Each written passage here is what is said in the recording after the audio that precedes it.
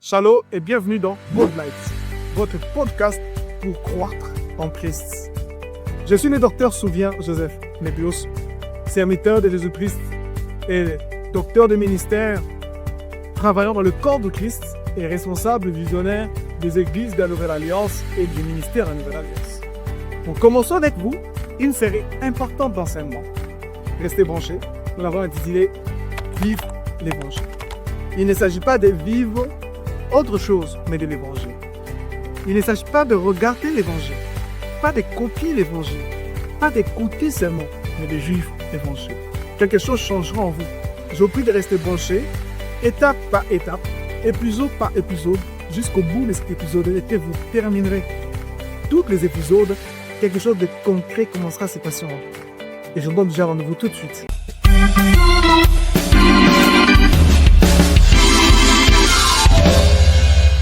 Bienvenue dans ce deuxième épisode de votre série d'enseignements Vivre l'Évangile. J'ai posé une question majeure, ou plutôt j'ai présenté une préoccupation majeure de chrétiens. Parce que la plupart des chrétiens, lorsqu'ils sont devant les Écritures, ils se rendent toujours compte que ce qu'ils lisent dans le Nouveau Testament et ce qui est dit d'eux dans le Nouveau Testament et leur expérience, il y a carrément une différence. C'est-à-dire ce qu'ils voient et ce qu'ils voient dans la Bible et ce qu'ils vivent eux-mêmes, il y a vraiment une différence. Et nous avons dit que la cause à cela, fondamentalement, c'est la compréhension de l'Évangile. C'est que la plupart des chrétiens ne comprennent pas l'Évangile. Déjà, nous avons commencé à définir le concept Évangile, les termes Évangile.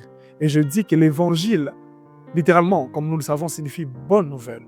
Mais pas une bonne nouvelle ordinaire, mais une nouvelle trop bonne pour être vraie. Elle est tellement bonne que si on t'est raconté à peine, tu pourrais croire que c'était vrai. Et alors, la deuxième question était même celle de savoir, l'Évangile, c'est la bonne nouvelle, d'accord, mais c'est quoi cette bonne nouvelle? Je dis tantôt même que la plupart des personnes qui refusent d'entendre le Christ, qui refusent d'écouter l'Évangile, le païen ou soit des personnes qui appartiennent à une religion quelconque, ce qui fait qu'ils refusent d'écouter, ils refusent de croire en Jésus, ce n'est pas vraiment qu'ils ont la haine contre Jésus. Généralement, ils ont une mauvaise compréhension de l'Évangile. Généralement, on ne leur a peut-être pas bien présenté l'Évangile, ou ils ont mal entendu l'Évangile et ça crée en eux une sorte de rancœur contre l'Évangile. Mais si quelqu'un écoutait l'Évangile comme ça, cela a été présenté dans l'Écriture de façon complète, eh bien il se rendra compte que c'est une chose dont on ne peut qu'y adhérer, on ne peut que croire en ce qu'elle propose et en ce qu'elle présente comme vérité. Elle est trop bonne pour être vraie, cette nouvelle. Maintenant, c'est quoi cette bonne nouvelle? Et j'ai résumé ça dans notre première émission. Disons, en résumé, la bonne nouvelle de l'Évangile, c'est que le conflit est réglé et nous sommes élevés. Le conflit est réglé, c'est-à-dire le conflit entre l'homme et Dieu à travers le péché, ce conflit a été totalement et absolument réglé, définitivement réglé. Et non seulement le conflit a été réglé, mais nous avons également été élevés, nous qui avons cru. Nous avons été élevés. Eh bien, j'ai dit, dès la mort à l'ensevelissement du Christ, nous avons le règlement du conflit. Et de la résurrection du Christ à son ascension, c'est là que nous sommes élevés. Et j'ai commencé à expliquer cela, disant un peu plus de choses, mais je n'entrerai pas en détail aujourd'hui. Mais ce qui a été un peu l'élément focus de la première épisode, c'était la compréhension du terme la croix, puisque je parlais de la mort et de l'ensevelissement, parce qu'il faut voir comment est-ce que le conflit a été réglé à travers la mort et l'ensevelissement du Christ. C'est que Jésus étant mort sur la croix, aujourd'hui le terme croix a été plusieurs fois mal présenté. Plusieurs chrétiens ou même plusieurs personnes, quand ils entendent le terme croix, ils n'ont plus la nouvelle, la bonne qui est derrière elle, à cause des enseignements et des interprétations particulières des Écritures, qui laissent croire que la croix n'était pas quelque chose de positif, mais que quand on dit croix, on voit forcément quelque chose de mauvais, ou quelque chose de négatif, s'il faut que je le lise ainsi. À cause de deux grandes interprétations, et je qualifiais d'erronées sur base des Écritures, particulièrement l'interprétation de Marc chapitre 10, le verset 21, et de Luc chapitre 14, le verset 27, où le Seigneur parle de porter sa croix et d'être chargé de sa croix. Et selon les interprétations qui ont été données à cette terminologie, à ces contextes de ce verset, il a généralement été dit que porter sa croix ou être chargé de sa croix signifie donc supporter les souffrances, les maladies et souffrances de toutes sortes, donc maladies y compris. Et c'est là un but, quand quelqu'un rencontre des difficultés dans la vie, on le chasse du travail. C'est la croix, il a perdu sa femme. C'est la croix, il a, il n'a pas à manger, il souffre de la pauvreté. C'est la il a perdu son, c'est sa croix et toutes sortes de choses qu'on a fait habiller la croix. Ok? Et l'on présente ça comme quelque chose qu'un chrétien, quand vous croyez en Jésus, eh bien, ces choses doivent vous arriver et vous devez le supporter, c'est votre croix. Ces faux enseignements ont tordu le sens de la croix. Et ça a même fait détester l'évangile qui est une bonne nouvelle à l'humanité à qui ces messages merveilleux a été adressé. Et je dis, selon le contexte, nous avons étudié, nous avons vu ça, que selon le contexte, Marc chapitre 10, le verset 21, Luc 14, 27, ne disent pas, selon les propos de Jésus, que la croix était tout ce qu'on raconte. Nous avons dit que la croix, en résumé, c'est tout ce que les hommes vous font à cause de la vérité. C'est ça la croix. La croix dont Jésus parlait, c'était les persécutions que les gens connaissaient à cause de son nom et à cause de la vérité. C'est de ça qu'il s'agissait. Donc, lorsque vous subissez quelque chose, et la raison pour laquelle vous subissez la chose, c'est parce que vous croyez en Jésus ou parce que vous annoncez la parole de Jésus, et c'est ce qu'on considère, c'est ce que la Bible considère comme la croix. C'est fondé sur le fait que Jésus-Christ est monté sur la croix, comment ou quand il a déclaré publiquement la vérité de ce qu'il était. C'est la cause pour laquelle on lui a fait monter à la croix. Le sacrificateur, souvenez-vous, le souverain sacrificateur lui a demandé, es-tu le Christ, le Fils du Dieu vivant? Il a répondu, tu le dis. Et désormais, vous verrez le Fils de l'homme venant assis à la droite de Dieu ou venant dans les nuées avec gloire et tout ça. En déclarant cette vérité, le souverain sacrificateur a déchiré ses vêtements pour dire, maintenant, on n'a plus besoin de témoins, nous l'avons entendu blasphémer et il peut être condamné. Vous voyez? Donc, on l'a fait monter à la croix, on lui a fait souffrir, on l'a tué à cause de la vérité. Et d'autres personnes même utilisent le terme de si nous souffrons, particulièrement c'est dans Romains chapitre 8, le verset 17, où nous lisons, il est écrit, si nous sommes enfants, nous sommes aussi héritiers de Dieu, co-héritiers du Christ. Si du moins nous souffrons avec lui, afin que nous soyons glorifiés avec lui. Les gens disent, voilà, quand vous venez à Christ, la croix, c'est que vous devez souffrir avec lui. Et quand il dit souffrance là, il se réfère à toutes sortes de mauvaises choses qui peuvent arriver, car, soi-disant, tout est au contrôle de Dieu. Tout, c'est Dieu qui nous le fait, qui fait venir ça envers nous. Que de compréhension erronée. Et donc, mais ces versets de Romains 8, 17 dit, si nous souffrons avec Christ, souffrir avec Christ n'est pas la même chose que souffrir librement. Souffrir avec Christ implique de souffrir dans le même cause que Christ. Imaginez que quelqu'un souffre parce qu'il a volé. Il ne souffre pas avec Christ. Quelqu'un qui fait la prison parce qu'il a tué quelqu'un. Et il est chrétien. Il ne souffre pas avec Christ. Il souffre pour une autre cause. D'accord? Souffrir avec Christ, c'est souffrir pour la même cause que Christ. Et souffrir de la même manière ou pour la même raison que lui. Christ a souffert de quoi? Et pourquoi Christ a connu la souffrance? C'est à cause de la vérité. C'était seulement ça. Souffrir avec Christ, c'est souffrir à cause de la vérité. Christ n'a pas souffert la maladie, d'accord? Christ n'a pas souffert de manque d'argent, d'accord? Il n'a pas souffert de la faim parce qu'il n'a pas d'argent pour pouvoir s'acheter à manger, non. Christ n'a pas souffert ça. Il n'a pas souffert de cela, d'accord? Il a multiplié le pain, nous voyons ça dans l'Écriture. Et il n'a pas souffert de problèmes de finances parce qu'un jour même, on est venu lui demander l'impôt. Il a commandé au poisson de pouvoir sortir l'argent et puis il a payé l'impôt. Christ n'a pas souffert d'autre chose ou pour une autre raison qu'à cause de l'évangile. Ainsi, souffrir avec Christ, c'est toute souffrance qui s'apparente à l'évangile, qui sorte de souffrance qui émane, qui nous atteignent à cause de l'évangile. Dans cette conception de la croix comme, venir à Christ signifie souffrir avec lui. Donc, il faut forcément que nous puissions souffrir et souffrir. Non, ça n'a rien à voir. Même le texte de Actes qui dit, c'est par beaucoup d'afflictions que, comme Paul disait aux chrétiens qui étaient persécutés, il exhortait ces chrétiens, il les réconfortait, disant que c'est au milieu de plusieurs tribulations que nous allons entrer dans le royaume des cieux. Et ils disent, voilà, donc il faut souffrir pour entrer dans le royaume des cieux. Mais quand vous lisez le contexte, il ne s'agit pas d'une souffrance générale.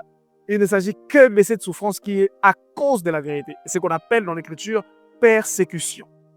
D'accord? Donc, si on te chasse du boulot, parce que tu as dit que tu crois en Jésus, voilà ce qu'on peut considérer comme une souffrance à cause de l'évangile. D'accord? Ça, c'est une souffrance correcte qu'on peut dire porte ta croix. Donc, ne t'en plains pas. D'accord? Ne fais pas compromission. Ok? Ne compromets pas ta foi. D'accord? Porte ça. Porte cette souffrance à cause de Christ. C'est-à-dire, ne dis pas à ces messieurs-là qui t'ont embauché, moi, d'accord, je laisse Jésus pour pouvoir garder mon travail. Non, ne le faites pas. Donc, porte ta croix. À cause de Jésus, ok, on te fait souffrir, tu portes ta croix. C'est comme ça que ça se passe. Ton mari te quitte parce que tu es chrétienne. Et lui, ne veut pas être chrétien, il ne veut pas de Jésus. Et toi, il te quitte parce que tu es en Jésus. Porte cette croix.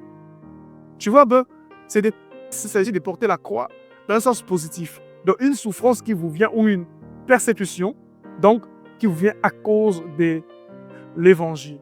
Alors, je crois que ce point est suffisamment abordé. Et la deuxième mauvaise interprétation de la croix, c'est l'enseignement de mourir. L'enseignement selon lequel on demande aux chrétiens de mourir. Généralement basé, c'est vrai que j'ai entendu un prédicateur baser cela sur 1 Corinthiens chapitre 2, le verset 2, où Paul dit « Car je n'ai pas jugé bon de savoir quoi que ce soit parmi vous, sinon Jésus-Christ et Jésus-Christ se crucifie. » Il dit donc, quand Paul est arrivé au milieu des Corinthiens, il voulait forcément que les Corinthiens soient crucifiés. Non, non. Et ce genre d'enseignement dit aux chrétiens, vous devez être crucifiés. Vous devez mourir. Et ce genre d'enseignement, généralement, quand on voit un chrétien manifester un peu d'œuvre charnelle, ou même beaucoup, c'est-à-dire, ça dépend, un chrétien qui essaie de vivre dans la chair ou manifester les œuvres de la chair, directement on lui dit, non, tu dois être crucifié. Tu dois être crucifié. Jésus doit être crucifié. Ces genres d'enseignements sont des erreurs. Et la plupart des gens, ils adhèrent à cela. Ils disent, oui, effectivement, tu dois être crucifié. Tu dois mourir. Alors, il y a tellement un tas de choses dont je ne trouve pas nécessaire d'aborder ici. Un tas de pratiques que l'on demande aux chrétiens, des pratiques intérieures, des pratiques de méditation qui forcent le mental d'une manière ou d'une autre pour pouvoir commencer à se crucifier. Ce genre de choses n'ont pas de base ni de fondement dans les Écritures de Dieu. Surtout pas dans l'Évangile de Dieu. Et j'ai donné des exemples dans l'émission précédente. Si vous voulez avoir un peu plus de détails, suivez notre précédente émission où j'ai parlé de l'apôtre Paul et de l'apôtre Pierre. L'apôtre Pierre a manifesté une œuvre de la chair. Il a été hypocrite dans Galates chapitre 2. Mais Paul ne lui a pas dit « Et bon, voilà mon frère, tu dois être crucifié ». Il lui a plutôt dit que moi, j'ai été crucifié avec Christ. Nous n'avons pas à être crucifiés, mais nous avons plutôt à reconnaître l'œuvre de la crucifixion. Et bien même quand le texte de 1 Corinthiens 2D est abordé, on présente ça comme si un chrétien devait aller se faire crucifier. Mais alors que Paul n'a pas dit là-bas que je n'ai pas voulu savoir autre chose que le Corinthien crucifié. Non, il a dit plutôt je ne veux pas savoir autre chose que Jésus-Christ est crucifié. C'est-à-dire lorsqu'on abandonne la vérité de la crucifixion du Christ et ce que cela implique pour nous, les œuvres de la chair commencent à se manifester. Et pour que ces œuvres ne prennent plus vie en nous, ce dont nous avons besoin de faire, c'est d'être de plus en plus conscients de cette œuvre de la croix. J'expliquerai ça un peu plus en détail. Il est question de conscience et non question d'autre chose. Alors, après avoir balayé tout ça, et quand on dit croire encore à tout ce qui veut rattacher la croix à un exercice comme quoi tu dois être crucifié ou tu dois mourir et demander aux chrétiens de mourir, toutes ces choses n'ont pas de base dans les Écritures de Dieu. Maintenant, abordons la question du jour. Nous allons aborder quelques versets qui vont montrer les beautés, qui vont montrer la beauté de la croix, l'aspect positif de la croix. Voici quelques versets que j'ai sélectionnés pour vous, afin de vous montrer que cette doctrine n'a pas de fondement dans les Écritures. Premier verset, c'est Romains chapitre 6, le verset 6. Nous lisons ceci. C'est la version Darby, je suis dans la version Darby.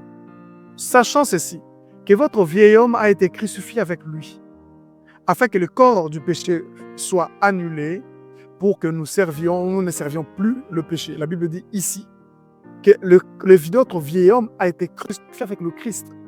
C'est verset profond. La Bible ne nous demande pas que nous qui sommes en Christ, nous devons encore mourir, ou nous devons encore crucifier une partie de nous. Non, il n'y a rien à crucifier. Notre vieux homme a été crucifié avec lui. Lui, il a été crucifié une fois à Golgotha. Et après qu'il était crucifié là-bas, nous étions crucifiés avec lui. C'est ce que la Bible enseigne. La doctrine chrétienne ne doit pas emmener les gens, ne doit pas demander aux chrétiens de mourir encore. Ou soi-disant, ou une façon de parler, il faut mourir. Non, il n'y a pas qu'il faut mourir. D'accord? Un chrétien n'a plus besoin d'être crucifié. Son vieil homme n'a pas besoin d'être crucifié, car son vieil homme a déjà été crucifié. C'est une question de conscience. Reconnaître ce qui a été fait. Un autre passage, dans Galates chapitre 20, le verset 20, Galates chapitre 2 plutôt, le verset 20, Paul dit, « Je suis crucifié avec Christ. » Il ne dit pas que je vais être crucifié. Il ne dit pas que je serai crucifié. Non, je suis crucifié. Je suis. Je le suis. C'est stable. Je le suis de manière définitive. Ce n'est pas quelque chose que je veux l'être je ne veux pas être crucifié ou je ne suis pas en train d'être crucifié. Mais ici, en grec, quand il dit « je suis crucifié », il est en train de présenter ça dans un sens parfait. C'est quelque chose qui a eu lieu dans le passé et ça ne pourra plus se répéter. En grec, il utilise l'aoriste. Le temps de la conjugaison du verbe crucifié ici est en grec en aoriste. Ça veut dire que l'action d'être crucifié est une action qui s'est passée dans le passé, qui a eu lieu dans le passé et qui n'a plus besoin d'être répétée, qui ne peut plus être répétée. C'est ce que ça veut dire. Je suis crucifié avec Christ. C'est un fait accompli pour moi. Et ça ne peut plus être répété. C'est ce que Paul est en train de dire. Donc, quand un chrétien se retrouve dans une manifestation charnelle, on n'a pas besoin de lui dire qu'il doit se crucifier. C'est comme ça que nous avons des chrétiens remplis de culpabilité et qui tout le temps pensent que Dieu a un problème contre eux. Ils ont toujours conscience d'être en difficulté ou être en conflit avec Dieu. Je vous dis, la croix du Christ vous dit, le conflit est réglé. En Christ Jésus, il n'y a plus de rancune contre Dieu. Il n'y en a plus. J'ai même dit qu'il y en a d'autres qui pensent encore que oui, le conflit est réglé, mais je peux encore créer des conflits. Nous verrons ça encore plus tard. Ça dit, je dois être très attentif parce que demain encore ou après-demain, je peux encore avoir des problèmes avec Dieu et notre conflit risque de revenir. Non. Il dit, je vous donne ma paix, pas comme le monde la donne. Je l'ai expliqué dans l'émission précédente. On peut ajouter Galates chapitre 5, le verset 24, qui dit, ceux qui sont du Christ, c'est-à-dire ceux qui appartiennent à Christ, ont crucifié la chair avec les passions et les convoitises. On ne demande pas aux chrétiens de chercher à crucifier leur chair, ni leur passion, ni leur convoitise. Non. La chair et ses passions et ses convoitises ont déjà été crucifiées pour ceux qui sont en Christ. Pourquoi? Mais Christ est mort pour nous. Et il est mort à notre place. Et nous sommes morts avec lui. C'est ce que la Bible enseigne. C'est un fait passé, accompli, et qui ne doit et ne peut plus se répéter. Et donc le problème n'est pas qu'il faut être crucifié. Mais le problème, c'est pratiquer la conscience de la vérité. Et nous allons vraiment aborder cette question de conscience en profondeur au cours de cette série, afin d'aider le chrétien à comprendre comment vivre la vie victorieuse, comment fonctionner en tant qu'un chrétien victorieux et profiter de tout ce que l'Évangile présente comme bénéfice qui vous a été accordé en Christ Jésus. Galates chapitre 6, le verset 14 encore, Paul va dire ici, mais qu'il ne m'arrive pas de me glorifier, sinon de la croix de notre Seigneur Jésus-Christ, par laquelle le monde m'est crucifié et moi au monde. Il dit, par laquelle je ne peux pas me glorifier d'autre chose, sinon de la croix de notre Seigneur Jésus-Christ. Et puis il dit, par laquelle, c'est-à-dire par cette croix, le monde m'est crucifié et moi au monde. Pourquoi est-ce que les chrétiens aujourd'hui aiment le monde? Vous allez voir, il y a tant de prédications s'appuyant sur les textes de 1 Jean. N'aimez pas le monde, 1 Jean 2,15. N'aimez pas le monde, ne saucissons dans le monde. Alors on présente maintenant aux gens comme si c'est quelque chose que le chrétien devait maintenant commencer à chercher à ne pas aimer. Eh bien, cela ne fait rien d'autre que susciter cet amour du monde dans le cœur des gens. Vous savez, nous allons apprendre tellement de vérités ici, qu'à la lumière des Écritures, vous faites que la cause de la plupart des péchés dans lesquels le chrétien se retrouve, eh bien, ce sont les enseignements qu'ils écoutent. Je vous le dis, plusieurs chrétiens sont captifs du péché à cause de ce qu'ils entendent comme enseignement. Rarement ils écoutent l'évangile. Et ils voient que la Bible dit qu'ils sont justifiés. Mais dans leur expérience, ils ne font pas l'expérience de la justification. Ils font l'expérience d'être des gens coupables, des gens qui sont toujours condamnés. L'Écriture dit qu'ils ont été sanctifiés, mais ils ne vivent pas cette sanctification. Pourquoi? Mais parce qu'on ne leur présente pas l'évangile comme il convient. On leur dit tellement de choses qu'ils doivent faire et que finalement, ils se rendent compte qu'ils ne savent plus quoi faire. Parce qu'à chaque fois qu'ils essayent de le faire, ça ne fonctionne pas, parce que ça ne fonctionnera pas. N'aimez pas le monde, fuyez le monde. Mais la Bible dit ici, par la croix, le monde m'est crucifié, et moi je suis crucifié au monde. Il suffit d'avoir cette conscience, la conscience de cette vérité. Tout devient tranquille. Tout change. Les gens ont dans leur cœur la conscience selon que Dieu le regarde sur eux-mêmes. Non, Dieu ne vous regarde pas sur vous-même. Dieu vous regarde sur Christ. Parce que vous êtes en Christ. C'est un peu comme Ésaü et Jacob. D'accord? Qu'est-ce qui se passe? Quand Isaac a demandé à ce qu'Ésaü vienne en sa présence, c'est Jacob qui était parti. Mais Isaac est devenu aveugle, parlant avec Jacob, touchant Jacob. Qu'est-ce que Jacob avait porté les habits d'Ésaü? Et il s'est déguisé en Ésaü. Et le père a cru que c'était Ésaü. Et il a prononcé des bénédictions réservées à Ésaü, à Jacob. Il en va exactement de la même manière avec la croix du Christ. Devant le Père, notre Dieu Tout-Puissant, celui qui est en Christ a revêtu Christ. Il est écrit, vous qui êtes en Jésus-Christ, vous avez revêtu Christ. Nous l'avons revêtu. Dieu, quand il nous regarde, il nous parle comme parlant à Ésaü. Vous comprenez cela? Il lui parle comme parlant au Christ. Il nous voit comme voit le Christ. C'est ce que la grâce de Dieu a fait. La grâce nous a revêtu Christ. Et donc, vous également, vous devez revêtir Christ. C'est de ça qu'il s'agit. Commencez à élever votre conscience de vous-même, élever votre vision, élever votre manière de vous voir. Dans Romains chapitre 6, le verset 10 par exemple, nous lisons comme ceci. Car on sait qu'il est mort, c'est-à-dire Christ, il est mort une fois pour toutes au péché, mais on sait qu'il vit à Dieu. Ça c'est Christ. Christ est mort une fois pour toutes au péché, et maintenant ce qu'il vit à Dieu. Ça c'est Christ. Mais écoutez le verset 11. De même vous aussi, tenez-vous vous-même pour mort au péché. Oh, mais c'est Christ qui est mort une fois pour toutes au péché, non? Oui, c'est lui. Mais puisque vous êtes mort avec lui, tenez-vous vous-même comme mort. Le verbe ici veut dire voyez-vous, considérez-vous, identifiez. C'est-à-dire le problème n'est pas ce que vous faites. Le problème est comment vous vous voyez. Genre de conscience pratiquez-vous. Si vous continuez à vous voir pécheur, eh bien vous allez continuer tout le temps à chercher à recevoir encore et encore la miséricorde de Dieu. Dans un sens charnel. Mais la Bible nous montre que miséricorde nous a été faite. Alléluia, Paul dit, miséricorde m'a été faite. La rédemption nous a été donnée. La justification nous a été donnée. Plus les chrétiens vivent encore comme s'ils avaient besoin d'être justifiés. Ils sont devant Dieu comme s'ils avaient besoin encore d'air et de recevoir sa grâce. De recevoir et de recevoir sa miséricorde de manière charnelle. Non! Tenez-vous vous-même comme au péché, éprouvant à Dieu dans le Christ Jésus. Dans le Christ Jésus. Dans le Christ, revêtez le Christ. Vous voyez cela? C'est le plus grand problème des croyants. Le monde nous crucifié. Colossiens chapitre 3, le verset 3 dit, vous êtes morts. Donc vous n'avez pas besoin de chercher à mourir. On vous informe que vous êtes morts.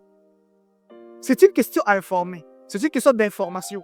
Vous voyez, quand moi je rencontre une personne qui ne marche pas, un chrétien qui ne marche pas correctement selon la parole de Dieu ou qui vit dans certains péchés, je ne lui demande pas de mourir. Non. Ces enseignements sont complètement erronés. Oh non, tu dois être brisé. Oh non, Dieu doit te briser. Dieu doit briser encore quoi? Dieu nous a brisés en Christ. L'Écriture ne dit-elle pas, celui sur qui cette pierre tombera sera complètement écrasé et celui qui tombera sur cette pierre sera brisé? Nous sommes tombés sur cette pierre, nous avons été brisés. C'est de cela qu'il s'agit. Le Christ nous a broyés. Est-ce que vous entendez cela? Vous avez été brisés. Christ a été brisé. Et étant brisé, vous étiez brisés avec lui. C'est ce que la Bible nous montre. Donc, vous êtes morts. Quand je rencontre quelqu'un qui vit dans certains péchés, je ne lui dis pas de mourir. Je lui rappelle, mais tu es mort. Et ce dont il a besoin, c'est de prendre conscience de cela. Et donc, passons maintenant au point du jour. Aujourd'hui, je vais commencer à nous parler de la bonne nouvelle de la croix. Je donne des mauvaises interprétations de la croix. Maintenant, je vais parler de la bonne nouvelle de la croix. Comment la croix est bonne comme nouvelle pour nous. Comment elle est positive à 100%. Il n'y a pas un point mauvais dans la croix du Christ. Tout est parfait. C'est juste question de conscience. La croix est une bonne nouvelle pour l'humanité. Absolument une bonne nouvelle. Et voici Romains chapitre 5, le verset 1er, qui sera un verset de départ pour parler de la croix en tant que bonne nouvelle. Ce verset dit ceci, parlant de nous qui avons cru au Seigneur Jésus, et ayant donc été justifiés sur le principe de la foi, nous avons la paix avec Dieu par notre Seigneur Jésus-Christ. La croix nous justifie. Ça, c'est la première bonne nouvelle de la croix. La croix nous justifie. La porte de la vie du péché de plusieurs chrétiens, c'est la manque de la compréhension de la justification par la foi. Le chrétien, en général, en l'occurrence ceux qui sont sortis du catholicisme, ont garantie ouverte que oui, nous sommes justifiés par la foi. Nous prenons ces fameux réveils ou cette fameuse réforme martelée par Martin Luther au sujet de la justification par la foi. Et c'est une vérité biblique. Romains 5 est clair à ce sujet. Nous avons été justifiés par la foi au Christ Jésus. Mais il y a quelque chose, il y a un souci. Il y a un problème. C'est que la plupart croient en la justification par la foi, mais très peu vivent cette justification par la foi. Pourquoi? Parce qu'ils font encore un mélange de loi et de grâce. La Bible dit en Jean chapitre 1er, le verset 17, que la loi a été donnée à Moïse, la loi a été donnée par Moïse, mais la grâce et la vérité sont venues par Jésus-Christ. Il y a un plein là. Il y a la loi qui a été donnée et la grâce qui est venue. La grâce et la vérité sont venues par Jésus-Christ. Mais la plupart des chrétiens disent, nous croyons la justification par la foi, mais leurs expériences généralement s'opposent ou même ne rencontrent pas cette question, ne rencontrent pas cette justification. Ils ne vivent pas et se sentant justifiés. Ils vivent avec une conscience coupable. Et c'est là à cause des messages qu'ils aiment écouter et à cause des prédications qu'ils écoutent. Permettez-moi d'ouvrir cette parenthèse. Et je vais faire cette déclaration, elle est radicale. Vraiment radicale. Dans notre milieu chrétien, particulièrement en République démocratique du Congo, un serviteur de Dieu qui est authentique, qui est considéré comme authentique, est ce serviteur qui crie jour et nuit contre le péché. Quand un prédicateur crie, ne commettez pas la fornication, vous devez éviter les vols, vous ne devez pas faire ceci, vous devez faire cela, Dieu n'aime pas ceci, vous devez éviter ceci, vous devez fuir ceci. Et au Congo, et les gens pensent qu'une personne qui insiste trop sur ce genre de choses est un serviteur de Dieu authentique. Eh bien, vous savez, cette conception est une révélation d'une ignorance de l'évangile. La Bible ne présente pas l'évangile comme quelque chose qui crie comme ça. L'évangile de Jésus-Christ crie autre chose. Moïse criait ça avant que Jésus ne vienne. Moïse criait que l'adultère est mauvais. Moïse criait que les vols, le meurtre, tout ça sont mauvais. Le message de Jésus ne veut pas dire que les meurtres sont devenus bons. Non. Le message de Jésus ne veut pas dire que les meurtres sont maintenant bons et que la tuerie est maintenant bonne, l'adultère est maintenant bonne. Non, c'est pas ça. Ce n'est pas ce que le message de Jésus vient dire. Mais le message de Jésus n'écrit pas les mêmes choses que Moïse. Vous savez, j'ai tellement vu certains serviteurs de Dieu être traités, être respectés, appelés même parfois le pilier de la foi chrétienne au Congo parce qu'ils insistent trop contre le péché. Mais je vous dis, c'est une révélation de l'ignorance de l'évangile. L'évangile crie trop Jésus. L'évangile révèle ce que Dieu a fait en Christ. Je vais vous donner le texte d'Un Timothée, chapitre 1er, le verset 8 à 11. Je vais vouloir que nous puissions lire un peu ce texte. Et à partir d'ici, nous comprendrons un élément clair que j'expliquerai rapidement. Je suis dans la version d'Arby. Nous lisons. Mais nous savons que la loi est bonne si quelqu'un en use légitimement, sachant ceci, que la loi n'est pas pour le juste, mais pour les iniques et les insubordonnés, pour les impies et les pécheurs, pour les gens sans piété et les profanes, pour les batteurs de père et les batteurs de mère, pour les homicides, pour les fornicateurs, pour ceux qui abusent d'eux-mêmes avec des hommes, pour le voleur d'hommes, les menteurs, les parjures. S'il y a quelque chose qui soit opposé à la sainte doctrine, suivant l'évangile de la gloire de Dieu bien-aimé qui m'a été confié. Ici, il y a un principe. Dans Jean chapitre 1, le verset 17, la Bible dit que la loi a été donnée par Moïse, mais la grâce et la vérité sont venues par Jésus-Christ. Maintenant, à qui la loi s'était-il adressée? Et quel était le message précis de la loi? Et à qui la grâce et la vérité sont adressées? Et quel est le message précis de la grâce de Dieu? C'est là que se trouve le problème. C'est là que se trouve le problème. Quand nous comprenons cela, eh bien nous découvrons que le genre qui, jour et nuit, crie. Vous devez fuir ceci, laissez cela. Nous n'osons pas dire que ce n'est pas biblique de dire fuyez la publicité. C'est biblique, c'est même un texte des Écritures. Nous n'osons pas dire que ce n'est pas biblique de dire aimez-vous les uns les autres. C'est biblique parce qu'il y a même des fondements dans les Écritures dans cela. Mais voici ce que nous déclarons. C'est que crier ce genre de choses ne fait pas de vous un serviteur authentique de Dieu. Parce que quand vous le dites, vous n'êtes pas encore commencé à présenter l'Évangile. L'Évangile est venu libérer les hommes du péché. Et par conséquent, pour libérer les hommes du péché, il présente le mystère de la mort de Christ. Ce que Dieu a fait pour nous en Christ. La raison pour laquelle la plupart des chrétiens demeurent encore dans le péché, font encore l'expérience du péché, c'est parce qu'ils ne comprennent pas ou ne saisissent pas la vérité selon que en Jésus, Dieu n'est pas venu faire la même chose qu'il a fait avec Moïse. Écoutez bien ce texte d'Timothée, chapitre 1, le verset 8. La Bible dit par exemple que nous savons que la loi est bonne si quelqu'un en use légitimement. Combien d'entre nous avons conscience que la loi est bonne? Tout le monde. Oh non, la loi est bonne. D'accord. Jésus a dit, je ne suis pas venu abolir la loi.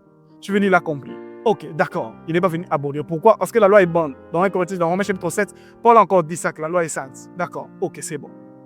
Mais, quel est le problème avec la loi? Écoutez ce que la Bible dit. Elle est bonne à la mesure où, pourvu qu'on en fasse un usage légitime. C'est quoi l'usage légitime de la loi? C'est quoi l'usage légitime de la loi? Oui, nous affirmons que la loi est bonne. Mais Paul dit qu'elle n'est pas bonne seulement pour parfait. Ou la loi est bonne, c'est tout, donc on n'a rien à faire contre la loi, donc la loi est bonne, c'est bon, c'est bon, c'est bon. C'est pas ce que Paul dit. La loi est bonne à condition qu'on en fasse un usage légitime. Si donc vous ne faites pas un usage légitime de la loi est plus bonne. Je ne sais pas si vous comprenez cela. Parlons de ce qui est légitime et ce qui est illégitime. Il dit donc, si vous utilisez la loi correctement et que vous en faites un usage légitime, donc vous l'utilisez correctement, en ce moment-là, la loi devient bonne. Mais quand vous ne l'utilisez pas correctement, elle devient mauvaise. Elle n'est plus bonne, donc elle devient mauvaise. Donc, ce qui change la nature de la loi, pour nous, dans l'expérience, pas en soi, mais pour nous, ce qui change les effets de la loi dans notre vie, c'est comment nous l'utilisons. Elle est bonne si nous l'utilisons dans la bonne direction. Si nous l'utilisons de la manière qui convient. Voilà, au verset 9, nous disons, sachant ceci, que la loi n'est pas pour les justes. Chers frères, chères sœurs, la Bible le dit, l'usage légitime de la loi consiste à savoir ceci, que la loi n'est pas pour les justes, mais pour toutes ces personnes qu'il a citées en résumé, les injustes. Ça, c'est un point fondamental. La loi est les injustes et non pour les justes. Mais qu'en est-il de l'évangile? Qu'est-ce que l'évangile est venu annoncer aux gens? Nous avons vu dans Romains chapitre 5, le verset 1er, il est dit que nous qui avons cru en Christ Jésus, par notre foi, nous avons été justifiés par la foi qui est en Christ Jésus. En d'autres termes, nous avons été rendus justes. Tout celui qui est né de nouveau, qui est chrétien, est déclaré juste par Dieu. Nous avons été rendus justes. Et la loi n'est pas pour les justes. Cela signifie si quelqu'un prenait les enseignements de la loi, il prenait même les 10 commandements, il venait présenter ça aux chrétiens. Comme quoi, ils doivent les observer Sinon, ils vont être jugés par Dieu. Sinon, ils vont être punis. S'ils ne le font pas, ils vont aller en enfer. S'ils ne marchent pas comme c'est écrit, ils vont périr, ils vont faire cela. C'est une utilisation illégitime de la loi. C'est ce que la Bible dit. Elle n'est pas, cette loi, pour le juste. Dieu envoie la loi par Moïse. Il a donné la loi à Moïse. La loi s'adressait aux pécheurs. La loi s'adressait aux pécheurs et demandait aux pécheurs d'atteindre la justice. Parce qu'en fait, le but de la loi, c'est de conduire les gens à la justice. Ainsi, la loi appelait les gens à la justice, montrer le chemin de la justice aux gens. C'est ce que la loi faisait. Maintenant, quand Jésus-Christ est venu, tous ceux qui croient en Jésus-Christ sont justifiés. En d'autres termes, ils ont atteint les bouts de la loi. Je ne sais pas si vous comprenez. La loi vous dit, vous devez être justifié. Faites ceci pour être juste. Mais malgré cela, Romains chapitre 8, le verset 3 dit, chose impossible à la loi, c'est-à-dire rendre juste aux gens. C'était impossible à la loi. La loi n'était pas capable de rendre les gens justes. Dans Romains chapitre 3, il est même déclaré que les hommes dans leur ensemble ont été condamnés par la même loi qui était venue pour les sauver. La loi déclarait que tous les hommes sont coupables. Il n'y a personne qui soit juste. Et la Bible dit tout. Nous savons que tout ce que dit la loi, elle le dit à ceux qui sont sous la loi. Donc la loi s'adresse à ceux qui sont sous elle. La loi ne s'adresse pas à ceux qui ne sont pas sous elle. Et nous qui sommes en Christ, la Bible dit, vous êtes sous la grâce. Et Romains chapitre 3 dit, nous savons que tout ce que dit la loi, elle le dit à ceux qui sont sous la loi. C'est comme ça que la loi ne s'adresse pas à ceux qui sont sous la grâce. L'usage légitime de la loi consiste à savoir que la loi n'est pas pour le juste. Donc, en d'autres termes, présenter le message de la loi, demander aux gens, parler aux gens, de la manière dont Moïse a parlé aux gens, ce n'est pas faire le travail de l'évangile. On n'est pas pilier de l'évangile. On n'est pas pilier de la foi chrétienne. En présentant aux gens l'ensemble des choses qu'ils doivent faire et qu'ils ne doivent pas faire. Permettez-moi de le dire, mais c'est avec tristesse et avec amour que je le dis. Ce que je veux dire ici, je le dis vraiment avec amour. Parce qu'en vérité, le contraire de l'amour, c'est la haine. Mais l'absence de l'amour, c'est l'indifférence. Je l'ai entendu auprès de mon père dans la foi. Le contraire de l'amour, c'est plutôt l'opposé de l'amour, c'est la haine. Mais quand il n'y a pas la haine, il n'y a pas de l'amour, il y a de l'indifférence. C'est-à-dire vous ne ressentez rien pour quelqu'un, qu'il meurt ou qu'il ne meurt pas, ça ne vous fait rien du tout. Vous ne le détestez pas, mais vous ne sentez rien, vous ne ressentez rien, vous ne faites rien. Et ce que je veux dire ici, c'est vraiment par amour. Ce n'est pas par autre chose que par amour. Vous voyez? Qu'est-ce que je veux dire? Je vois même, il y a des ouvrages, des livres, ou même des prédications des gens qui montrent des méthodes pour pouvoir vaincre tel péché. On vous dit, par exemple, pour pouvoir vaincre la fornication, voici comment vaincre la fornication. Il faut faire ceci, il faut faire cela. Et puis, il y a une méthode pour vaincre la fornication. Et puis, il y a une autre méthode pour vaincre maintenant la masturbation. Et puis, après ça, il y a une autre méthode maintenant pour vaincre un autre péché. Et il y a des méthodes pour deux types de péchés. Écoutez, permettez-moi de vous dire, c'est de l'ignorance pure de l'évangile. C'est de l'ignorance pure de l'évangile. C'est du mosaïsme. Ce n'est pas de l'évangile. La loi s'adresse à ceux qui sont sous la loi. Vous voyez? Parce que la loi a également une mentalité. Il y a des gens qui peuvent dire, nous ne sommes pas sous la loi, nous ne prêchons pas la loi, mais nous prêchons la grâce de Dieu. Nous sommes en Jésus-Christ. Mais quand vous regardez leur mentalité, eh bien, c'est la mentalité de la loi. La Bible ne nous demande pas seulement de dire de croire grâce, mais ça demande d'abord de nous repentir et de croire. Et la repentance signifie donc vous changez votre manière de voir et de percevoir les choses.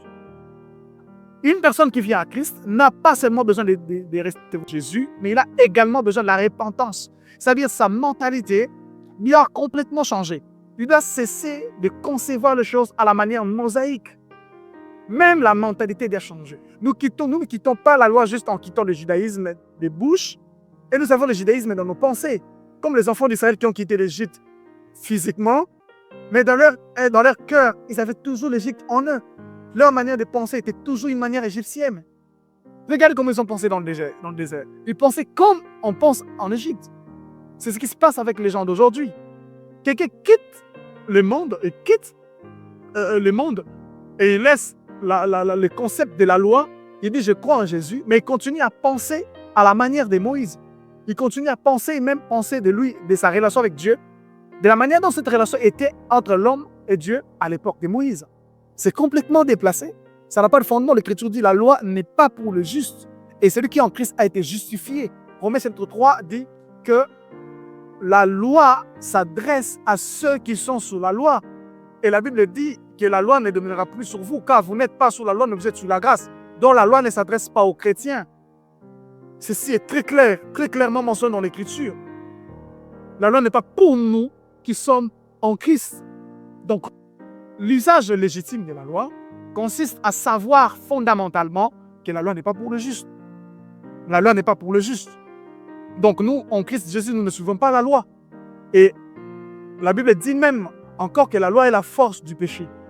Donc, puisque les gens se retrouvent dans la conscience de la loi, ils fonctionnent dans la mentalité de la loi. Chrétien, oui, mais sa façon de penser est la façon de la loi. C'est-à-dire, si je fais ceci, Dieu va m'agréer. Si je ne fais pas cela, Dieu ne va pas m'agréer. Donc, je dois faire ceci pour que je sois bien avec Dieu. Cette mentalité-là active le péché, active la désobéissance. Touche les gens à être de plus en plus désobéissants. Parce qu'ils ne font pas l'expérience de la liberté qui est en Christ. La liberté selon que Dieu nous a tellement aimés qu'il nous a libérés en lui, en Christ. Il nous a complètement reçus, il nous a régénérés. D'accord? Et l'un des grands bénéfices de la grâce de Dieu, de la croix du Christ, c'est que la croix nous a rendus justes. La croix nous a rendus justes. Ça nous a permis d'atteindre le but de la loi. Ça nous a permis d'arriver à la fin de la loi. C'est pourquoi Jésus a dit, je ne suis pas venu pour abolir la loi, mais je suis venu pour l'accomplir. Mais dans Romains chapitre 10, le verset 4, il est écrit que Christ est la fin de la loi. Et il même dit qu'il a aboli la loi. C'est écrit grammairement, on nous dit que Jésus n'a pas aboli la loi. Non, Jésus a aboli la loi. Quand Jésus disait dans Matthieu 5 que je ne suis pas venu pour abolir la loi, mais je suis venu pour l'accomplir. Il était en train de dire qu'il n'est pas venu, lui, pour vous dire, ok, la loi avait dit quoi? Allez, laissez toute cette loi, jetez ça là de côté. Jetez ça de côté. Vous n'avez pas besoin de ça, jetez ça, jetez ça, jetez ça, jetez ça. Personne n'a besoin de ça, jetez ça. Moi, je suis venu apporter autre chose. Ce n'est pas ce que Jésus est venu faire. C'est ce qu'il disait. Mais il a aboli la loi. C'est-à-dire quoi? Comme il n'est pas venu pour mettre la loi de côté pour dire les choses autres, mais il est venu pour accomplir tout ce que la loi disait. La loi morale, la loi sacrificielle et la loi cérémonielle. Tout l'ensemble des lois de l'Ancien Testament, Jésus a accompli cela. En lui se trouve l'accomplissement de la loi. D'accord? Il a accompli. C'est-à-dire quoi? Il a atteint les buts de la loi. Donc, il n'a pas aboli la loi. Il n'est pas venu pour que lui puisse abolir la loi. Mais il a accompli cette loi, lui. Dans sa personne, il l'a accompli, lui. D'accord? Donc, il a atteint les buts de la loi. Il a accompli les buts de la loi. Maintenant, en accomplissant ce but de la loi, eh bien, la loi est finie. Parce que la loi nous conduisait vers Christ, vers la justice. Mais là, lui, il a accompli, d'accord, l'acte de la justice par sa mort. OK? Et celui qui croit en lui maintenant est juste. Quelqu'un n'a plus besoin de passer par la loi pour devenir juste. Celui qui croit en lui est justifié. Par conséquent, la loi n'est plus d'usage. Vous comprenez ça? Elle n'est plus d'actualité.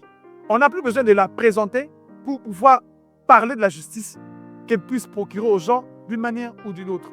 C'est là donc le fait. C'est là donc le fait. Et donc, il a maintenant aboli la loi. Pourquoi? Parce que maintenant, la loi n'est plus utilisée. Dieu n'utilise plus la loi. C'est pourquoi l'Écriture dit qu'il a aboli, il est la fin de la loi pour la justification de celui qui croit, pas de celui qui observe. Donc nous n'avons ni plus besoin de la loi pour aller vers Dieu et être agréés, et nous n'avons non pas besoin de la loi ni de la mentalité de la loi pour pouvoir vivre. Donc la loi n'est pas pour le juste, mais pour les injustes. Et non seulement la loi est pour les injustes, la mentalité de la loi n'est pas non plus pour le juste, mais également quelque chose qui doit se vivre au milieu des injustes. Qui sont les justes et qui sont les injustes? Selon la Bible de Dieu que nous disposons, les justes, ce sont ceux qui ont cru dans le Seigneur Jésus-Christ. Ceux qui ont reçu l'Évangile sont déclarés justes et c'est définitif. Et les injustes sont ceux qui n'ont pas encore cru à l'Évangile. Peut-être que dans la prochaine émission, nous aborderons un peu en détail sur ce que c'est que la justice de Dieu. Mais en Christ, nous avons acquis cette justice. La Bible dit que ceux qui ont cru en Jésus ont été justifiés. Mais permettez-moi d'ajouter encore ce point. Par notre foi, nous sommes justifiés. Mais la Bible dit que cette foi ne nous justifie seulement pas. D'accord? Mais cette foi nous établit même, ça nous fait participer même dans cette justice. Dans 2 Corinthiens chapitre 5, le verset 21, il est écrit que Dieu a fait devenir, donc Christ qui était devenu péché, pour nous, Dieu l'a fait devenir péché pour nous, afin que nous puissions devenir justice de Dieu en lui. Donc, non seulement Christ nous a justifiés, notre foi en lui nous a justifiés, mais notre foi nous a également même rendus justes. Vous êtes justes si vous êtes en Christ Jésus. Et ensuite, vous êtes justice si vous êtes dans le Christ Jésus. 1 Corinthiens chapitre 1er, verset 30, dit que Christ a été fait par Dieu pour nous justice. Mais 2 Corinthiens 5, 21 dit qu'il a été fait péché pour que nous devenions justice de Dieu. Donc non seulement il est justice pour nous, mais en croyant en lui, nous participons à cette justice au point que nous sommes devenus également justice. De cette façon, la loi qui a été donnée pour conduire les gens à la justice se rend compte maintenant, nous qui sommes en Christ, non seulement nous sommes rendus justes, mais nous sommes même devenus justice. Par conséquent, est-ce que la loi qui est donnée aux pécheurs pour qu'ils deviennent justes doit-elle encore s'adresser à ceux qui ont été justifiés et devenir justice? Absolument pas. Tout chrétien qui croit vraiment à la Bible sera d'accord avec moi. Mais le problème maintenant se trouve sur le fait que, quoi qu'il peut être d'accord en déclaration, mais il peut continuer à garder la moralité de la loi. Qu'est-ce que j'appelle mentalité de la loi? La mentalité de la loi, c'est cette mentalité ou une façon de penser qui vous met dans un état comme quoi, si je fais telle chose, Dieu va me frapper. Si je fais telle chose, Dieu ne sera plus d'accord avec moi. Dans le sens que Dieu va se séparer de moi. Mais si je me comporte comme ça, Dieu va m'agréer. C'est une mentalité selon que si je fais de bonnes choses, Dieu va m'accorder encore de bonnes choses. Mais si je fais des mauvaises choses, Dieu va aussi m'accorder des mauvaises choses. C'est ce que j'appelle mentalité de la loi. Que vous trouverez comme une mentalité condamnée absolument dans tous les Nouveaux Testaments, particulièrement dans les Épîtres. Et je crois qu'au fur et à mesure que nous allons commencer à évoluer, vous comprendrez exactement de quoi est-ce que je parle. Vous comprenez? La croix du Christ nous a donné la justice. Et ça nous a rendus justes. Et en même temps, ça nous a fait devenir justice de Dieu. C'est ce que la Bible dit. La croix nous a rendus justes et ça fait de nous justice de Dieu. Et donc, on n'a plus aucune relation de maître et d'esclave avec la loi. La loi n'est plus notre maître. Elle ne domine plus sur nous. Vous comprenez cela? C'est nous maintenant qui sommes au-dessus de la loi. Parce que nous transcendons, nous avons quitté le domaine de la loi. Vous voyez cela? C'est ce que la Bible renseigne.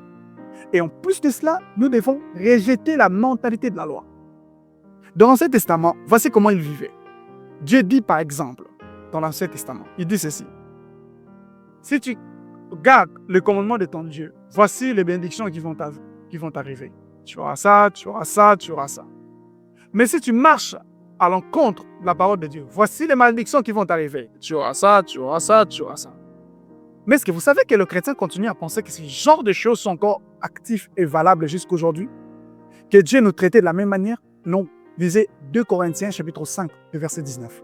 Il est écrit, quand Jésus-Christ, Dieu agit autrement, qui nous a réconciliés dans le Christ Jésus. 2 Corinthiens chapitre 5, le verset 19. Il est écrit, savoir que Dieu était en Christ, réconciliant le monde avec lui-même, ne leur imputant pas leurs fautes et mettant en nous la parole de la réconciliation. Waouh! On dit que Dieu étant en Christ n'imputez pas aux hommes leurs offenses. Est-ce que vous comprenez cela? Il n'imputait pas aux hommes leurs offenses. Ce n'est pas le cas dans l'Ancien Testament. Dans l'Ancien Testament, les offenses étaient imputées. Œil pour œil, dent pour dent. Vous entendez cela? Si tu fais ça, Dieu te fait ça. Dans le Nouveau Testament, Dieu n'impute pas le faute aux gens.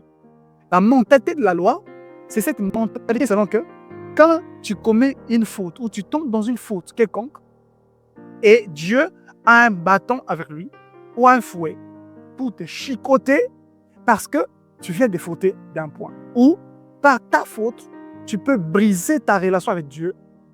Tu peux rentrer encore dans le monde ou être perdu à nouveau. Et ce sont les genres de choses d'enseignement qu'on entend. Où Dieu va encore te juger, Dieu va te frapper, ou même une prière que tu es en train de faire à Dieu va pas être exaucée parce que tu as telle faute. Dieu ne va pas répondre à ta prière. Il ne va pas, oh Seigneur, il ne va pas t'agréer. Il ne va pas manifester sa bonté dans ta vie parce que tu n'as pas telle perfection. Il y a de tels enseignements qui sont enseignés parmi les chrétiens. Et donc chaque chrétien maintenant se force à être bien pour que Dieu pour qu'il puisse gagner la faveur de Dieu d'une manière ou d'une autre. En venant à Christ, ils croient qu'ils sont sauvés par la grâce. Mais leur manière de vivre, ils ne vivent pas dans cette grâce. Ils croient qu'ils sont sauvés par la grâce, ils croient qu'ils ont reçu la justice, mais ils ne croient pas qu'en recevant cette justice, ils sont maintenant censés également marcher dans la conscience de cette justice. La grâce n'est pas seulement venue pour dire que Dieu nous a pardonné, mais la grâce est venue également nous communiquer une nouvelle manière de fonctionner. C'est pourquoi la Bible dit « répentez-vous ». Ça ne veut pas dire « laissez telle chose ». Non, ça veut forcément d'abord, fondamentalement dire « changez votre manière de voir ». Parce que ce que vous le faites à cause de votre manière de percevoir les choses. À cause de votre manière de percevoir les choses.